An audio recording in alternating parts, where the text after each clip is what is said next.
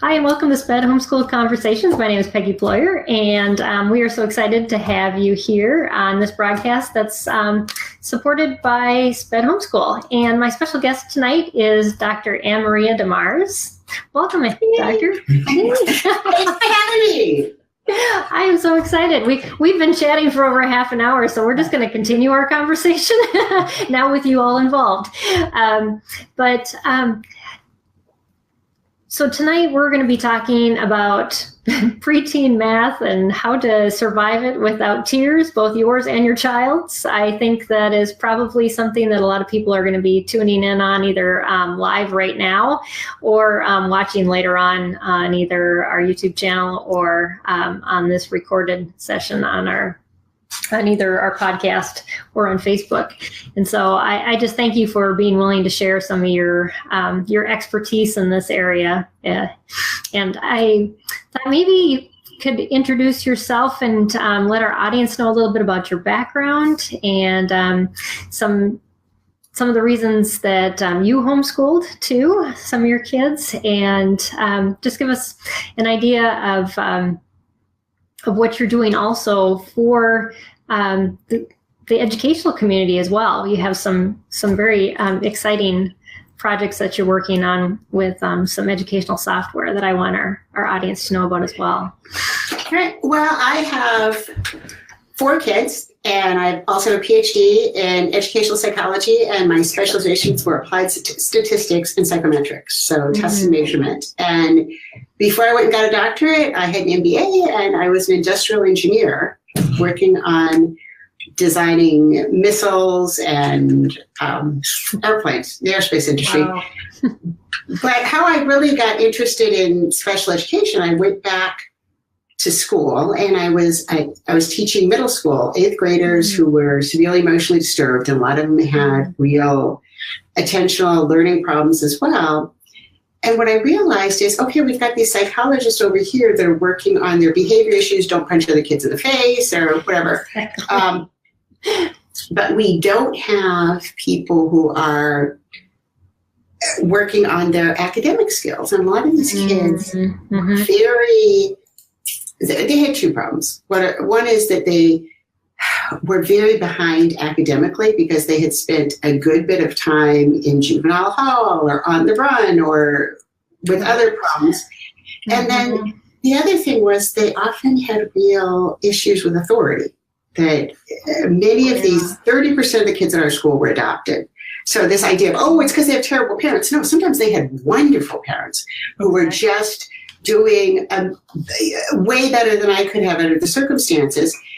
But the student's very defiant. They don't want to do anything. And I thought if I could make something on the computer that kind of removed that authority figure they're rebelling against, right, and taught them math, then while the people over here fixed their other issues, when they graduate from high school, they have some shot of going to college, getting a job. Because I don't, this is one of the things that puzzles me all the time, and I have a lot of conversations with people about this. How is it that kids just don't see that if they go to class, they don't do any work, they graduate from high school, they're at the 4th grade level and everything, how do they think they're going to get a job and survive and be successful? But they don't really think about it. So anyway, No, they just think about getting through school, and what's after that. Our society lies to them and says, as long as you graduate from high school, you'll succeed. Or if you can, then get into college, you'll succeed. Well, that isn't really the truth. Well, I was just talking to someone today who used to be president of a tribal college, and I said, what is it with these kids? How do they not? How is it that when I go into middle school classrooms sometimes, and I will see the teachers who are good teachers collecting the assignments, and 20% of them, 30% of them, they're blank. They can put their name on it and did nothing. And he said, well, they just don't see that it's going to be related to anything they're going to do in life, which to me is astounding, but it didn't occur to me initially that's something we really have to directly teach, that you will use math in the future. In fact, we've got videos that say that you're going to need math in the future. Right. Yeah. and making it applicable. And but I think, like we were talking about earlier before we started recording, was that even parents don't always know how to relate that to their children and say how it's applicable. They've been afraid of math as well. And it just seems to be this thing that is separate from the rest of life because we think of math as, equations. Right. Well, that's funny to me because I think of math as just so integral to life. And one of the aha moments when we started 7th Generation Games, which is what I'm doing now, I was on the Spirit Lake Nation and I was walking through the middle school with my friend who was at the time president of the school board, and one of his grandchildren came up to him, and his grandson must have done poorly on a math test that day. And he says to him, "Papa, I don't need to do math because I'm an Indian." And Eric stops dead in his tracks and he looks down at him. He says, "My boy, the Dakota were nomadic people. We roamed all over the Great Plains. Do you think when we met up with another tribe to trade, it was just, wow, what a surprise meeting you here?" He said, "No, we estimated how long it would take to get from one point to the next. We estimated how much food it would take. You didn't see dead Indians lying all over the plains. And you know why? Because they had some idea of how much food they needed to carry, how much they needed to, hunt for the winter." And I just thought that would be an amazing game. Yes. So Eric and I, my same friend, we were in Washington, D.C. We got invited to analyze the National Indian Education Study, which is data on all of, I'm going to turn that up. We got asked to analyze the data on all of the American Indian, Alaska Native children in the U.S. And so one of the things that we found was that the more they learned their culture in school, the worse they did in math. Which surprised me. And my friend, who, like I said, was on the president of the school board on this reservation, was not surprised at all. And he said, look at it. He said, "You're into math. Look at it this way. There's so many hours in a school day. If I take an hour out of every day and we learn Dakota language and Dakota culture, that's an hour less for math and reading and everything else." So we're coming back from the airport and we're going back to the airport to fly home to our respective states. And he turns to me and he says, "I'm not accepting this. I'm not going to accept that my grandkids will learn their culture. They'll learn math. I want you should do something about it." Now, how it became my responsibility, I've yet to figure out. But I thought, well, I had wanted to do these math games ever since I was in graduate school. So I came up with this idea. We went to the U.S. Department of Agriculture, said the math scores on the reservations are really low. Software, a lot of times, is not being made with these rural areas in mind. It's assuming that you have high-speed internet, which a lot of people don't, that you have reliable internet that a lot of people don't. So they funded us, and every game needs a story, right? A good story. So our first games, the storyline was on Native American history. And so we did a controlled study. We found the kids who played our games improved their math scores 3 times as much as the ones who didn't. And so then we did a Kickstarter campaign to try and raise money after the grant funds were out. And we thought we were going to be this little company, this little niche company that was working on the reservation, selling to people who are worried about Native American kids doing poorly in math. And then we have people contacting us saying, "Well, I homeschool my kids and I don't feel like math is my strongest subject.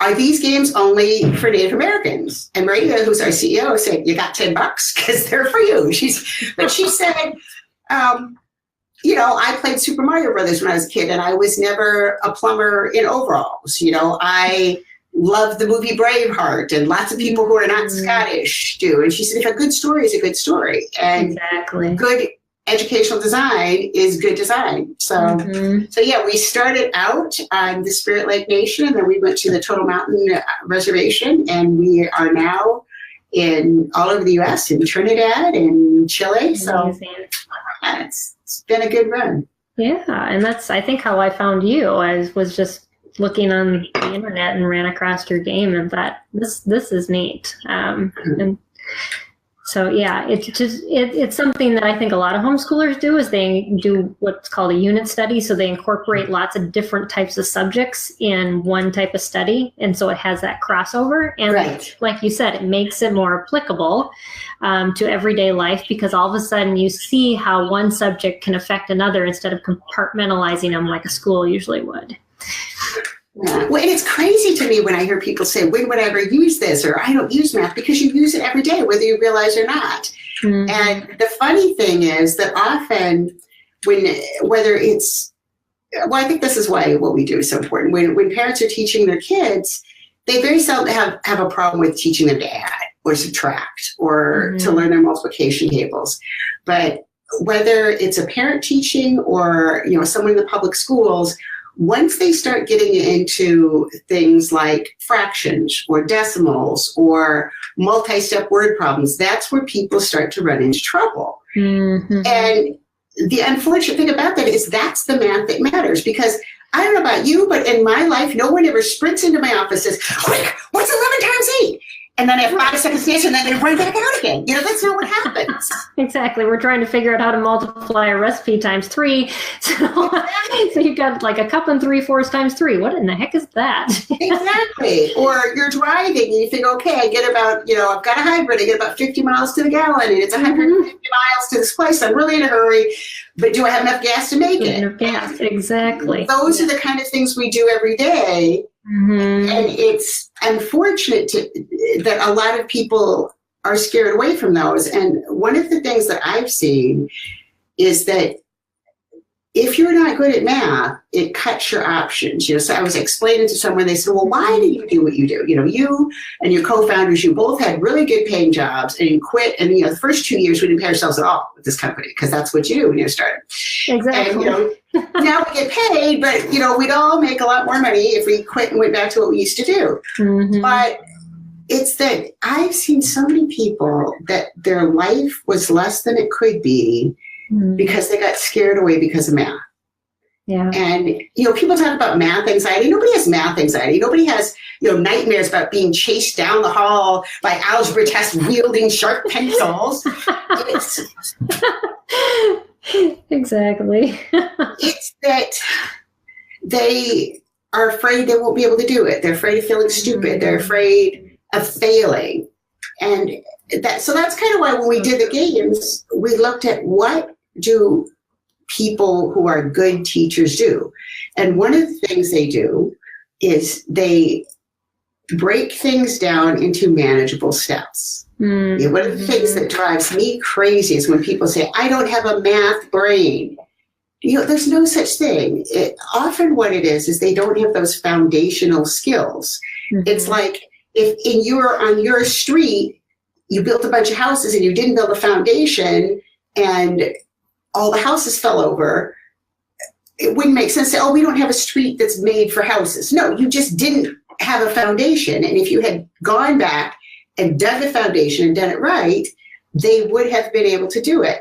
And one of the things that we say all the time is that just because a child hasn't learned it yet, or an adult, doesn't mean they can't learn it. So the nice thing about games is you don't have to feel stupid. You're playing a game and everybody, did you ever play the game Tetris? The game where you turn. Yeah. Tetris is one of the most successful games ever made. Did you know there's no way to win Tetris? It just gets harder and harder and harder, and then you fail. Right. And if you said to somebody, this is how we're going to design education, they would think you had lost your mind.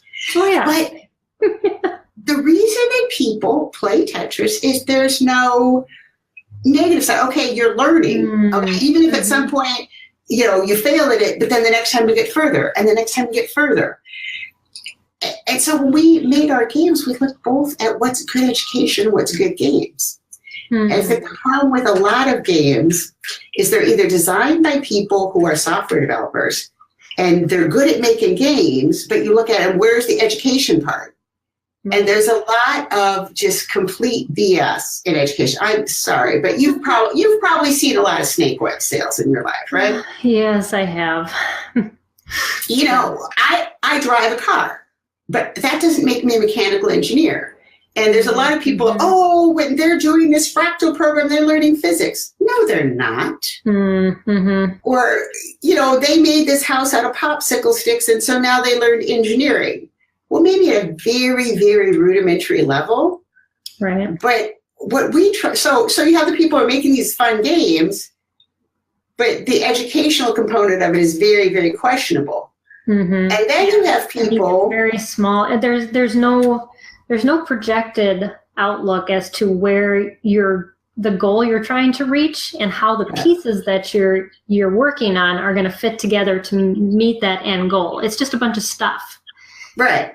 Oh, and when I hear those buzzwords, and in business you hear that, oh, I facilitate teamwork. What do you actually do, you know? Or, oh, we develop brain neuroplasticity. Well, I don't know about you, but our game Fish Lake teaches you how to add and subtract fractions and what's a fraction and multiply them. You know, our game Forgotten Trail teaches you what's a median, what's a mean, what's a distribution. But it does it in an interesting way. Like there's a part in Forgotten Trail where they're telling a story about how the Ojibwe got the dog, which is, you know, a really interesting story in my opinion. And in there, the aunt's telling the story and how they ran into a giant. And then the kid said, well, was it really a giant? And then she says, well, let's look at this. My grandma had this many grandkids, and this many of them were 5 foot tall, and this many 6, and this many 7. And the giant was 20 feet tall. And so then there's a little graph that comes up, and you drag the graph, and it shows you, wow, that was really at the far end of the distribution. So, I mean, yeah, it's a game. And then you go back and there's part where you jump over the giant footsteps in the game and try not to fall into the water. But in there's direct teaching. And this idea that we have to discover everything. It's okay to discover some things, but it's also okay to sometimes tell people stuff. I mean, you look things up on Google and it doesn't say, you know, you don't type stuff into Google and it doesn't come up with a message, well, wouldn't you rather discover this theorem yourself? No, it's okay to look stuff up. Right. There's certain relative truths that aren't unchangeable.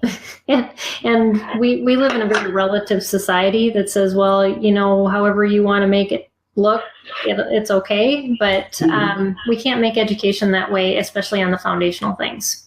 Right. And that's, you know, that's basically what you're saying. And I totally agree, because once you mess up that foundation, everything you build on top of that is not going to be. Exactly. It's not going to work. Yeah. So we have some viewers, and I have one comment already that Melissa had said, yeah, real life applied mathematics, and she gave it a thumbs up. so definitely. So when the information that you sent me, we were going to talk about two things that you had kind of brought up. And that's the first one is that the issues with kids that they have when they approach math. The first one is just getting them to do it is an issue. Right. And then the second one is getting them to learn it. So let's talk about how do I get my child to actually do math? Well, I know your focus is on kids with learning disabilities, or special needs. So I want to talk about some of the problems that I have had. Okay. Yeah. So, and I post this on my blog, and this really was the sort of thing that drove me crazy. And I want to give an unrelated example, but it will illustrate it. So when one of my kids was 3 years old, she literally would climb on the table and swing from the chandelier. You know, when people talk about the kids swinging from the chandelier, no, this child literally did. And so I was telling this to a colleague of mine. I was at the University of California at the time, and she said, oh my gosh, your child is hyperactive, and I know somebody at the best clinic, and we'll get her in, and, you know, I can pull some strings, and she can go and work with this famous professor, and there address issues for hyperactivity. And I looked at her and I said, I moved the table. And this is the same thing. One of my kids, so she was being homeschooled. She was in middle school. And this, I would say, because I'm busy, right? And I'm working, and I would say, sit here and do, you know, we got 25 math problems to do. You're good at math. You're smart. Sit here and do this. And I'd look over, and 2 minutes later, no kid. And she's up in her room. What do you do? I couldn't find a pencil. So get her pencil, which, cleverly was hidden like in the pencil box on the dresser. Go back downstairs, go back to what I was doing, look back 2 minutes later, no kid. Oh, I needed some scratch paper, and I went in your office to look for it, but then I couldn't find it. So then I was looking at these new paper clips that you got, the colorful. Get her back down to the table. She's sitting there. I look back 2 minutes later, no kid.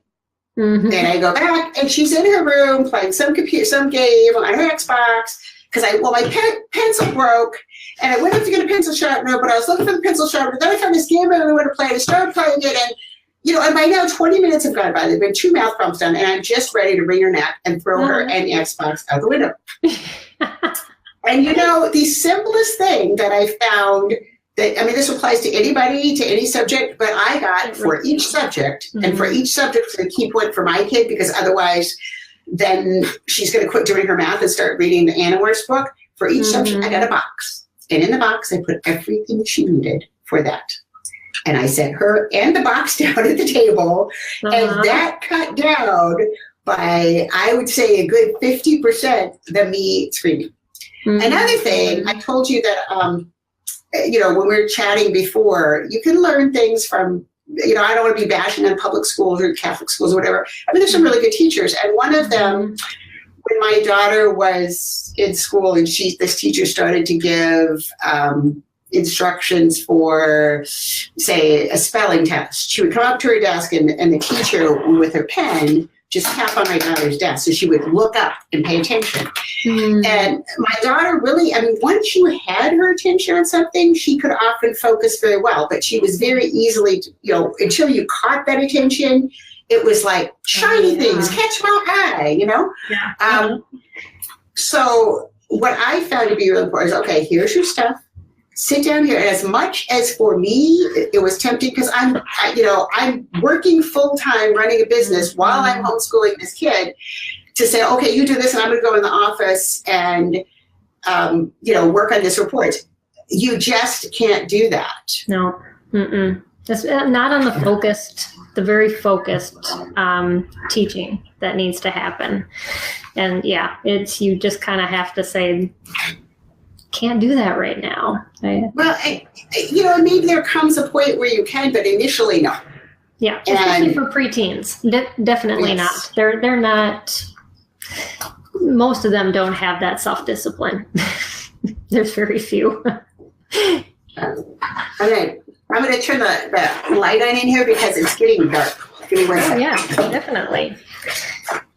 Yeah, I have to tell our audience that I do this with my 14-year-old too, is I make sure that, because I'm busy working at home too, and when we have things, especially that I know stresses her, and maybe I don't even need to be teaching her, but she's an auditory processor, and she needs to talk to somebody or talk through it.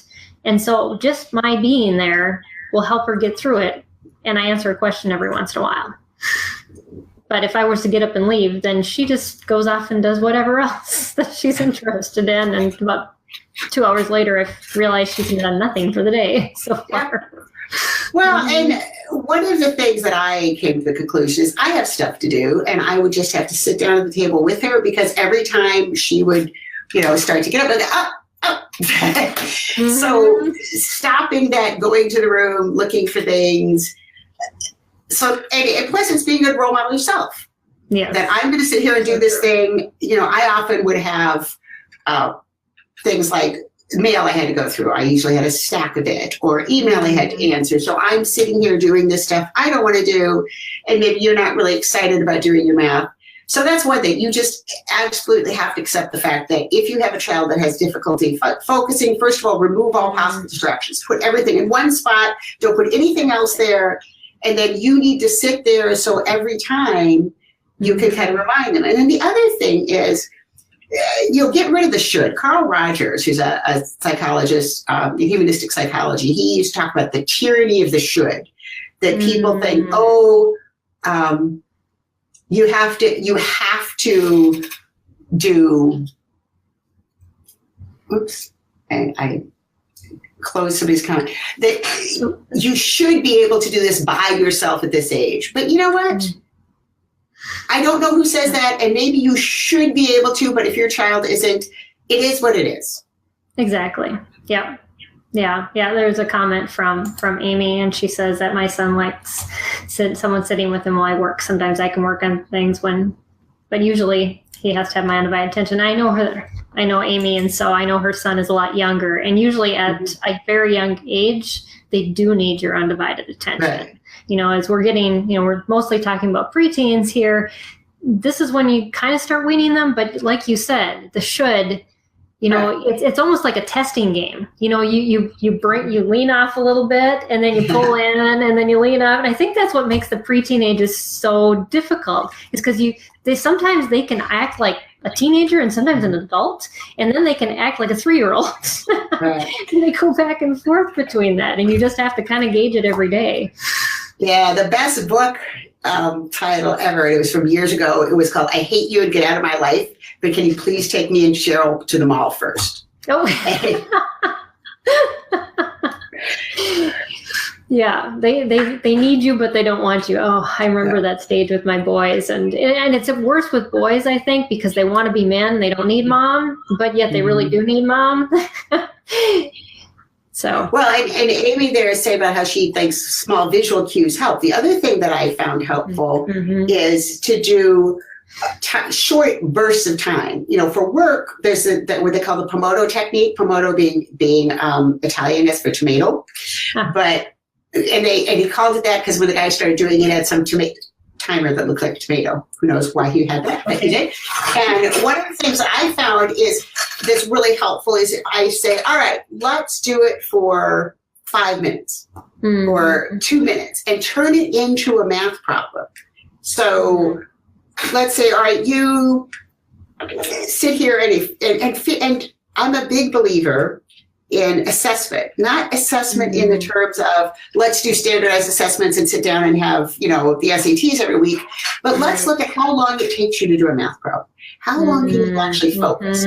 So if you can do 2 math problems, maybe your kid can only focus for 5 minutes. And again, that goes with the get away from the should. All right, well, they should be able to do long, or they can't.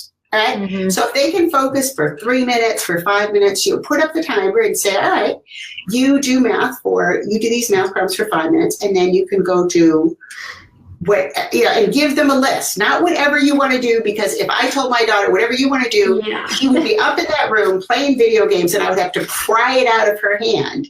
So I started, and it's funny because I don't know if you knew this, but I was the world judo champion. Total random fact. And I also teach judo. And when I have kids come in, one of the things we often do, this sounds like it doesn't have to do with math, but it does, is circuits. So we'd say, all right, you're going to do a circuit. You can do 5 push-ups, 5 sit-ups, 5 jumping jacks. And then you can do that again, and we'll do it for 30 seconds. And then we'll take a 15-second rest and do it again. And so they do that for, say, a minute when they start, and then gradually it gets to 1.5 minutes, and then 2 minutes, and then 5 minutes, so the kids can see their progress. So I might at first say, like, maybe if Amy's son is really young, say, all right, for 1 minute, can you do math for 1 minute without getting up or doing anything else? Okay, you could do it for 1 minute. Now you can have a 1 minute break.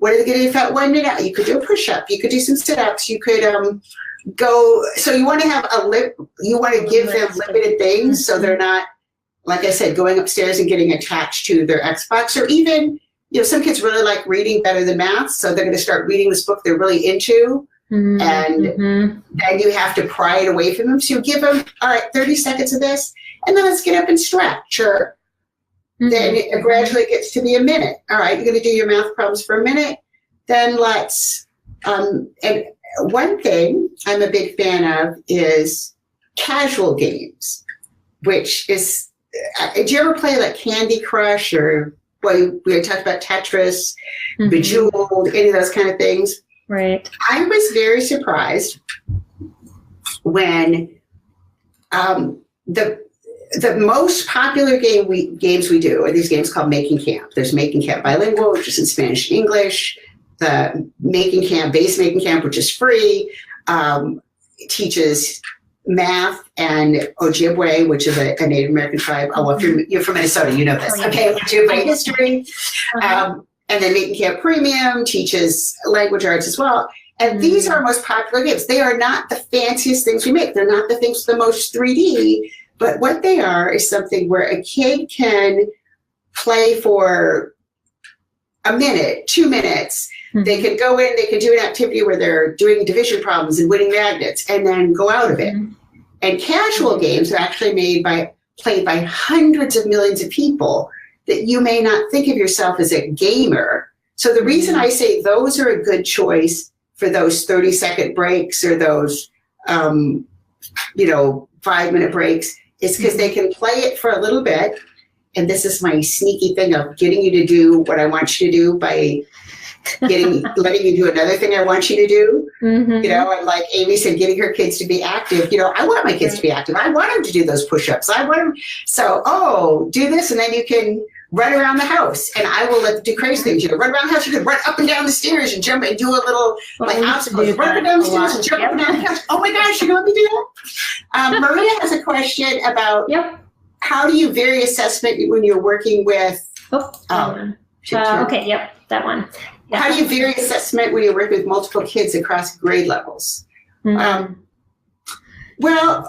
one thing, and I'm gonna talk about our games here because I know them obviously the best, is I tell everybody start with the simplest, the easiest games. So like Spirit Lake teaches, we'll soon have it for iPad, but if you have Mac or Windows computers, it teaches multiplication division. Making Camp teaches multiplication division. So start them all at the same spot. And then the ones that it's easy for them, it's maybe below where they are, they will tell, oh, this is so easy. This is baby stuff. Oh my gosh, my kid thinks math is easy. What a terrible parent I am, right? So, and they'll zoom ahead, and the other ones that maybe that's at their level, it will take them longer and they'll spend time on it. So, that's one way. We also, this is not, maybe I should be pushing things more, but this is not something homeschool parents use as much. For the schools, they also use we have online tests that kids can take. And so you can look at that and see what they're getting right or wrong. I have a blog coming out on Friday that is going to have a whole bunch of free assessments that you can find online. They'll have math assessments, reading, comprehensive, a whole bunch of things like that. So if you're looking for like a test type of assessment, but a lot of times parents won't teach math and reading to children in groups when they homeschool, just because they are at different levels, and those are basic skills that you want to make sure that you don't miss any spots with your child. So when you do group activities, like Dr. AnnMaria is talking about, that would be great. And especially if your children are competitive, it may get the one that's kind of lagging behind. And even if maybe, especially if they're older, going, oh, they think this is easy. Maybe I should work on this a little harder. But I don't know if so Amy talked about the competitive nature of her son, and that's one way to build on incentives. And then Maria also had a question, how do I engage my kids who are not interested in math? And I kind of wanted you to address for a little while incentives, because I know you had sent me some information about that too. How do we incentivize our education? We don't bribe them, but we... Well, maybe a little bit. It depends on your point of view. I mean, people say, oh, you should learn it just for the love of it. I don't know. I personally got paid, when I do work, and I don't consider it a bribe. All of our employees at 7th Generation Games, I'm sure they love us and they, appreciate the work we do. But if I quit paying them, they'd probably quit showing up. So, I think it's fine to offer rewards, and like in our games, we try to do that. We're always looking for ideas to make things more interesting. Like when a kid, and it doesn't have to be, here's $1.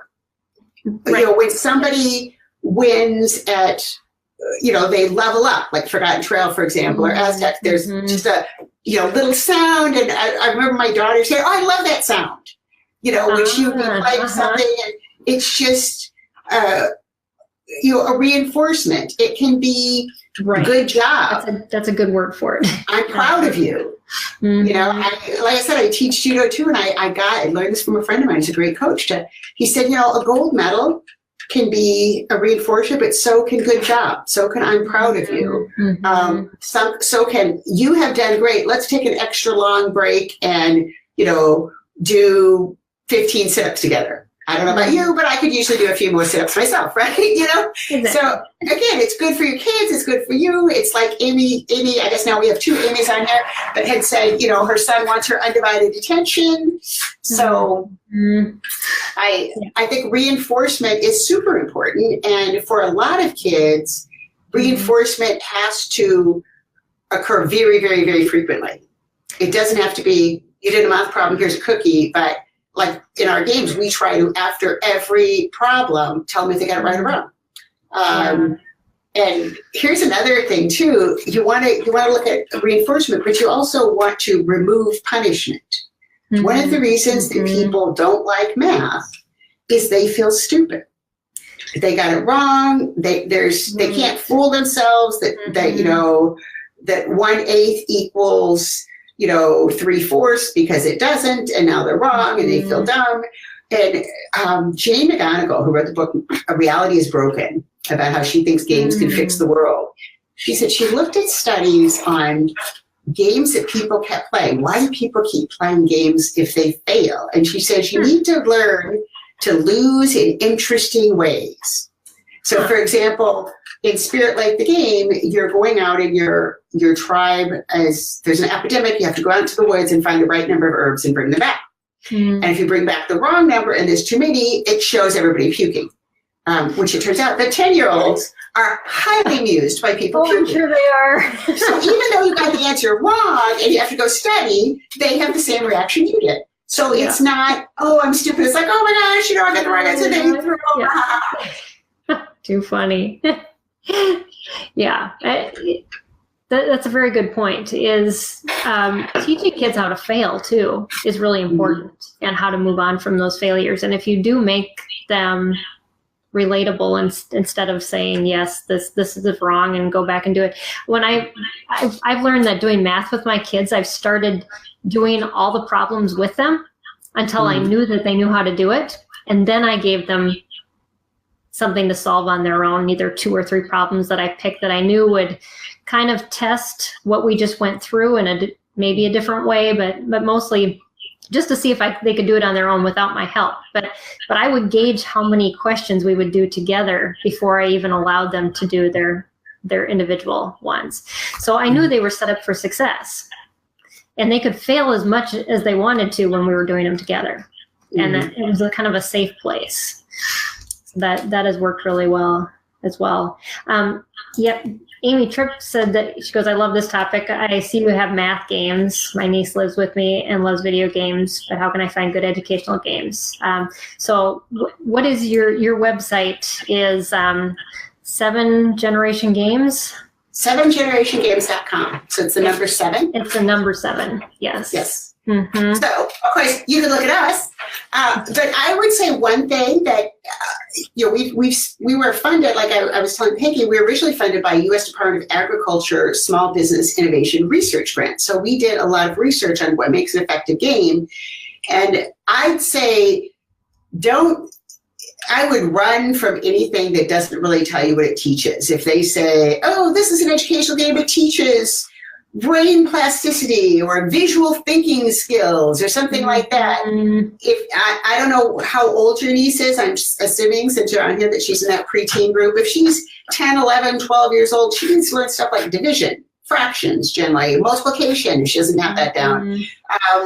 Now they're getting into 6th grade, you know, basic statistics, how to compute an average. So the game should tell you specifically what they learn. So those games that have a lot of buzzwords, but no specifics on what they're teaching for math, I would steer away from those.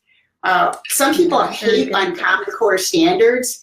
I think you need to not look at what the term is, but like in our case, there's a really good movie called Mask. I don't know if you've seen it. where Cher is in it. She's a mother and her son has this facial deformity. I haven't watched it, but I know what one you're talking about. Oh, I bet you'd like it. So she's at the school, and the principal is looking at her and saying, well, I don't know if we have, if we're available to meet his special needs here. And she looks at him and she says, do you teach algebra and English and biology at this school? Because those are his needs. So, whatever standard from your state or wherever you are, if your child needs to learn to divide a 3-digit number by a single-digit number, look and see if that's what it teaches. Does your child need to know how to do word problems? Look and see if that's what it teaches. So look and see if they say specifically what they teach. And then if you're playing a game yourself, look and see, do you think it teaches that? Right. A lot of games, in my experience, don't teach, they test. Now, that's not a bad thing, but if you're throwing math problems, right, it's a different thing. So do you feel your child needs practice? Like, do they already know they already know their multiplication tables, but they just need to practice them until they're automatic? Do they understand how to do word problems involving division, but they just need a little more practice? Right. Or do they not really get it? And I think a lot of games... There's very few games that will provide instruction, I think. Yes. Look us up. But you're right. And McGonigal in her book, and a lot of people, I was trying to say James G, I think is his last name, G-E, is another one that writes about gaming a lot. And he talks about shooting and games that are shooting and spelling, shooting and math. So it's like, here's a shooting thing, and here's the equation, 7 times 5. Shoot the number that's the right answer. Or here's some synonyms. Shoot the one that means the same word. And that doesn't teach you. No. So one thing we do a lot is we have games so like in Making Camp Premium, for example, we'll have something that explains what's a synonym. And they can watch that video, and then they can play the game where they pick out the synonyms, and they can play a game as many times as they want, or they can watch the movie again. So yeah, I would say, ask yourself, do they need instruction? Do they need practice?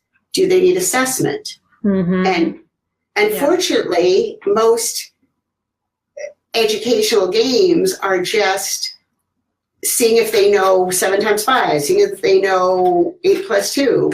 Right, the easier parts of math, which are the facts, not the processing parts of math, which are much more difficult. And I definitely want to make sure that we get into a little bit about how to break down that complicated, especially word problem, and how to teach your child to really learn math versus just that memorization part. That's, like you said, that's that hump that we sometimes hit and stop because that's when math changes. And it's not all of a sudden just being able to put up flashcards or a list of things. It's having to process everything you've learned plus all this new stuff. Right. And you're talking about homeschooling. That's super important because it's funny, when my daughter started being homeschooled in the 5th grade, it was when a lot of the parents in our area anyway were giving up on homeschooling, to be honest. And it was easier for them to teach their younger kids. And math, for many of them, and the further along they got, the more of them dropped out. Math, for many of them, was a barrier. And it's because that's when, like you said, it gets a little more abstract and it gets a little more complex, and more so the more we go along. But I think there's a key to it that's not that hard. There's a book, it's kind of wonky, but it's called Questioning and Teaching by J.T. Dillon. And in there he says that somebody can be said to have learned something when it answers the questions that they have. And that generally in classrooms, teachers pose questions and students answer them. But really, shouldn't it be the students that have the questions? I mean, they're the young ones. So for me, it's making those, first of all, making those math problems things that your student is wondering about. Like, are we there yet? Which, I don't know if you've gone on trips and you've heard that 100 times. Are we there yet? Yeah, we take a lot of road trips. Exactly. Well, teach them how to put the mile markers out the window. And Well, that sign said we got 240 miles to go. We're going 60 miles an hour. How long is it? Mm-hmm. So putting things in terms of things that matters to them. My granddaughter is very money motivated. She's very good at math. And so if you say to her, you want an iPhone? Here's how much an iPhone costs. Here's how much you make per hour for your chores. How long would it take? Boy, she could whip that word problem off in a heartbeat. You know, one of the ones we use in, you know, in Aztec, the game, Aztec, the story begins, is funny because it's a similar problem to what I use with my daughter, which, well, that one is like, what fraction of the days do you do homework? But something like, how long, at the rate you're doing this, will it take you to get all these math problems done? Or even better, if you get, now preteens love to argue. And once they get into that early teenage, they love it even more, right? So the rate you're going, it's going to take you almost 4 hours to get those problems done. It's going to take you, no, it isn't. It's going to take you 3 hours and 40 minutes, exactly. No, it isn't. You want to know how I figured that out? And I will show you. Where the thing is, you don't want to ask them, do you want to know how I figured that out? Because then it gives me the option to say no. And my children know I'm going to tell them anyway. So I try not to ask rhetorical questions. I say, well, I figured it out. Can you figure it out? And if your child can figure it out, you let them do it. And then they can show you, they can be smart, and you can say, well, I was wrong, I apologize. You do know. And if they don't, then you go through all those steps. And now they're invested, right? Because the minute you get them arguing with you about it, and now they want to prove their point, and so if you're going to go through and show them, well, I got it like this, you know, how, and you break it down step by step. It was, you know, it's 20 minutes, and you've done 2. So how many, if you've got 24, how many you get less? Well, 2. Okay. And you've been doing it 20 minutes. So how much is that per problem? Well, 10 minutes. I don't know if your kids have that attitude. You probably had a little later children than I did. You know, okay, well, you got 22 left. It's 10 minutes per problem. How many minutes is that? Well, it's 200. And, you know, and at each point they're showing you, well, I'll show you. And again, maybe your lovely children never had an attitude, but my children are wonderful adults. But there were those, I wouldn't say years, but minutes when I just wanted to shake them. I don't know. My house, you don't have to worry about shaken baby syndrome, but it's like the shaken 12-year-old is going to get it.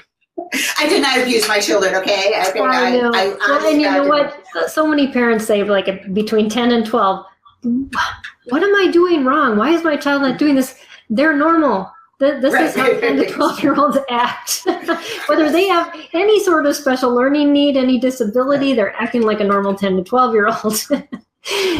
Yes. You know, it's a really funny thing. Years ago, I was part of a study at the University of California, Riverside, where they looked at, it's a long story, but anyway, they looked at what makes somebody a good teacher, and they identified some of the best teachers in the state of California, and then they analyzed what they did. And one of the things that these teachers did, I mean, everybody does sometimes, they did almost instinctively. I was so impressed with them that, for example, they gave a lot of prompts. So they wouldn't say, this is the answer. And they never made the kids feel stupid. They made them feel like they knew it all along. You know, like that problem. They would go through, how many problems did you do? Well, you know that. How many problems do you have left? Well, you know that.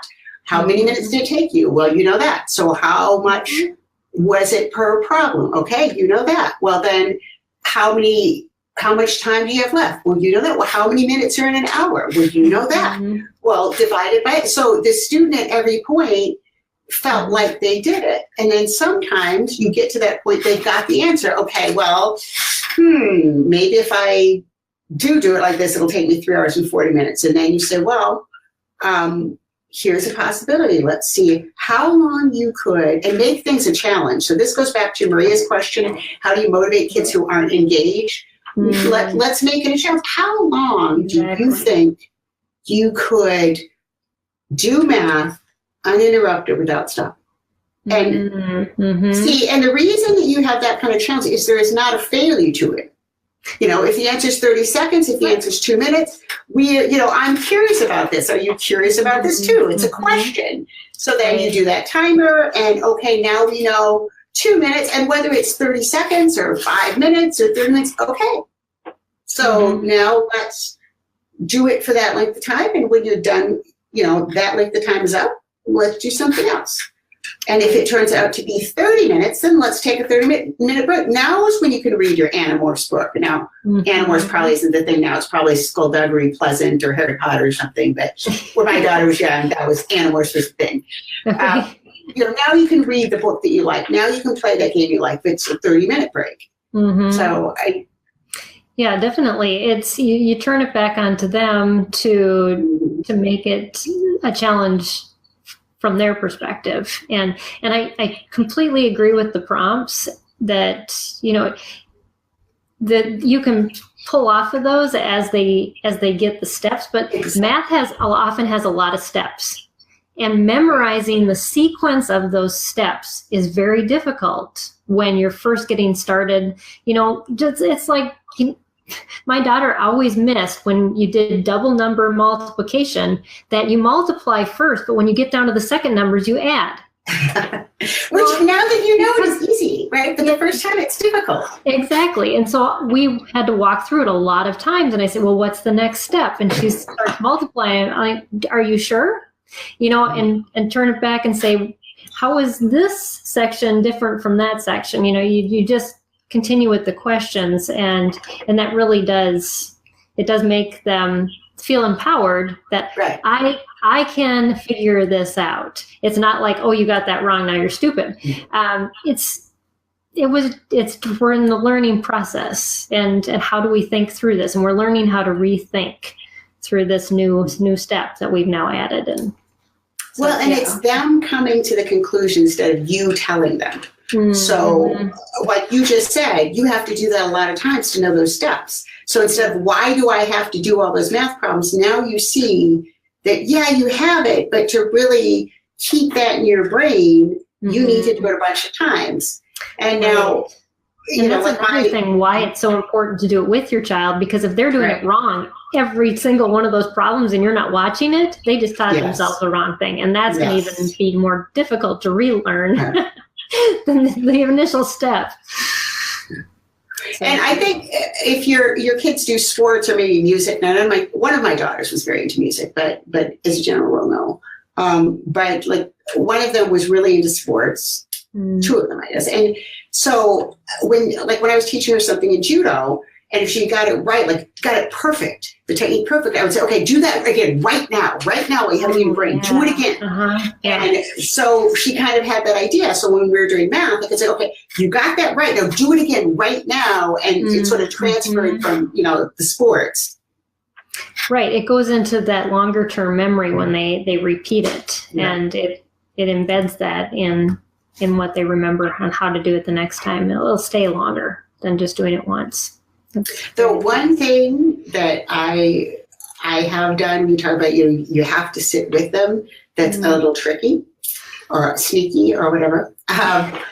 So some of our games, I've seen this happen because they're in libraries in some places, and one of my favorite things to do is sit in the corner in the library. I don't know if you can tell from the screen, but I'm actually a pretty little person. So kind of sit in the corner and watch. I can watch kids playing games. And sometimes what will happen is they get to a part and they've tried this problem a couple of times and they've watched the hint and they've, maybe done a couple of learning activities and they still don't get it. And then they call over their teacher, they call over their mom or dad and they say, hey, what is this? I tried 3 different times on this problem and I still don't get it. And so then instead of you saying, sit down here, I'm going to explain how to do this problem, when they've dragged you over from whatever you're doing and insisted you sit down at the table with them and tell them how to compare fractions with different denominators, then you've got them. Yep. So true. I know it's good to have games that make kids think, because my kids, I think the one games that we failed at the most in our homeschooling was the typing ones, because my kids had that mentality, I just have to win, and so they would rush through. And that, of course, is something you don't rush through, is typing. But a game that's built right is going to teach those lessons, like we've been saying, and not just rush them through to get to the end to win. That's not the goal. The goal is to master what the educational purpose behind it is. And just for those of you that haven't caught all of this, that scope and sequence, the list of what does this game cover, that is so important, instead of just, well, this is a great math game. And so, yeah, definitely. But, oh my gosh. Part of my life that I will never get back. I went to something once they held here by someone who will remain nameless. So this guy was doing math. He was going to do, there's all this money in STEM. So that's kind of sets me up, right, not on the good start. There's all this money in STEM education. So we're going to make games to teach math, to teach STEM. First of all, that's pretty darn big. That's what I said when Amy was asking me, how do you know if it's going to, we're going to teach STEM. Okay, specifically, what are you going to teach, right? So then he's going on about how they're going to do this and they have raised so much money. And I tell you what, being a grandma, I'm not the stereotype what people think are running a gaming company, right? And so, so this guy goes out and gets all this money to make math games, and I'm not bitter. But anyway, so this woman sitting in the audience listening to this too says to me, excuse me, but it doesn't seem like you have any background in education at all. What makes you qualified to make games that teach math? And besides, what level of math are your games going to teach? And he says, well, it's just K through 12 math. I mean, any teacher can teach it. They'll figure out what grade level to use for. Yeah, I had that look too. And I'm sorry, wasted 2 hours of my day coming down here to listen to you, because obviously you don't know what you're doing. Right. Unfortunately, yeah, I talked to a guy a while ago, and he was telling me this great plan that he has and all this money that he's made, and he's using all these buzzwords. And I said, show me what you're working on. And they could show me nothing. And yet, and I thought, oh my goodness, there's no way I'm getting behind what you're doing. There's nothing there. You're just saying what everyone wants you to hear. And that is not what's going to teach our kids and train them to do it, to learn the lessons they need to learn. We need to definitely look into what the products that we use to teach our kids teach. Well, and then the other side of that is all the people say, well, why would you make these educational games? They could just use Khan Academy. Now, there's nothing wrong with Khan Academy, but it's the idea that the same thing works for every kid. And, if you have a student that you couldn't get to pay attention to the teacher when she was standing right there in front of him or her, how do you think that same kid's going to pay attention to a video of the teacher? For some people, that's a great solution, but it's not the solution for everybody. No, and especially if they can't interact, they can't stop them and ask questions when they need those questions answered, and they're unique questions. And so, yes, for a child that especially struggles and needs that interactive back and forth, that's so important to definitely know how that your child best interacts with learning, and so there is no one solution that fits every child. Definitely. Well, our time is almost up. I just thank you so much. Now, for our audience, just know that Dr. AnnMaria is going to be back in 2 weeks with us. Yes. And we're going to be talking about activities and strategies for teaching gifted children, which is very exciting. So that comes on October 23rd. But next week, I'm going to be interviewing Wendy Dawson from Social Motions Skills, and we're going to be talking about transition to independence. So if you have a child in high school, and just what's involved with transitioning your child into adulthood, and what's the next step, whether they're still going to be living in your home or they're going to be heading off to college and maybe need some accommodations, and we're going to kind of cover all of that next week. So thank you so much for just all that you've had to share tonight. It's been so enlightening, and looks like our audience has really enjoyed it and had a lot of good questions and comments. Well, thanks for having me. You are so welcome. And I just want to thank our audience for joining us, whether you joined us live or recorded. And I also want to thank the Learning Disabilities Foundation of America for partially funding this broadcast. You can find Dr. AnnMaria's resources at 7 Generation Games, and that's a number 7, generationgames.com.